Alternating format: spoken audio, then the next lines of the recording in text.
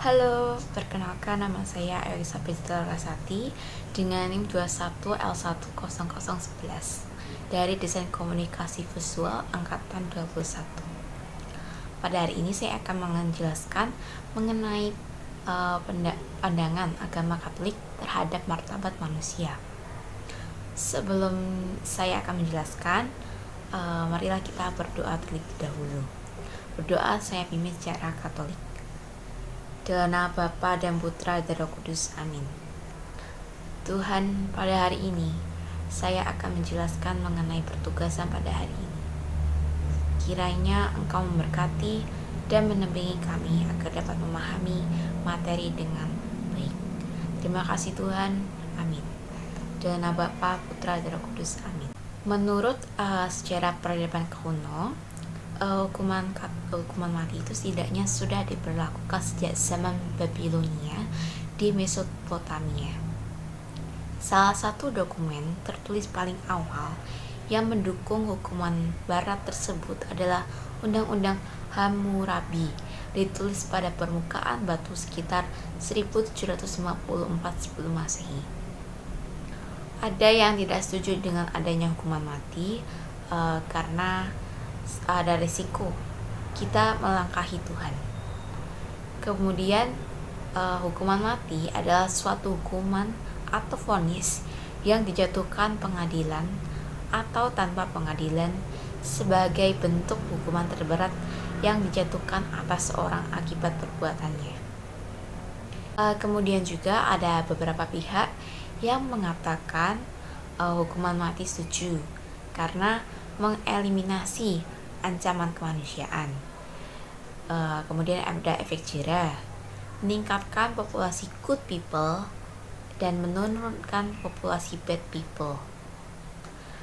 Kemudian ada juga alasan mengapa manusia dihukum mati, yaitu yang pertama adanya perbedaan opini antara penguasa dan yang dikuasai.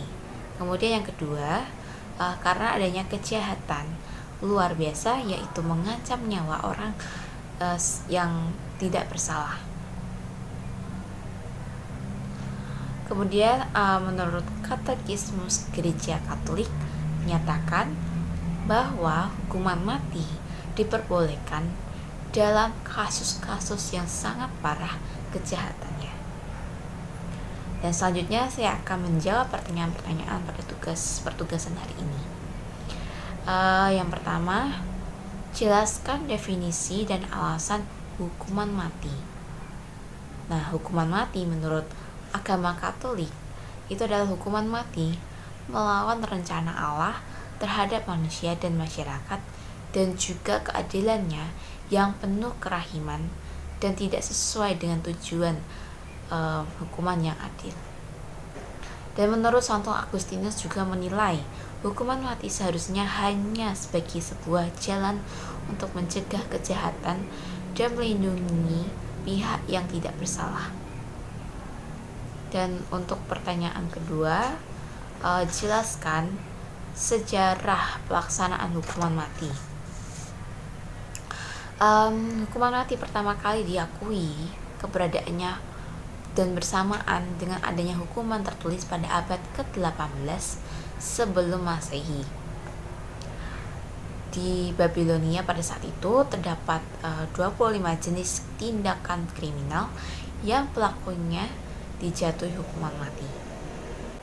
Kemudian untuk pertanyaan ketiga, jelaskan alasan setuju tidak setuju hukuman mati. Menurut saya hukuman mati itu tidak setuju karena manusia sendiri diciptakan oleh Tuhan dan memilih hak untuk hidup. Dan mungkin tetapi kalau untuk pada kasus yang sangat parah kejahatannya mungkin bisa dihukum mati. Tapi menurut Kejadian bab 9 ayat 6, barang siapa mempertahankan darah manusia, darahnya akan ditumpahkan oleh manusia, karena Allah menciptakan manusia menurut gambarannya sendiri. Sekian dari penjelasan saya. Terima kasih dan sampai jumpa.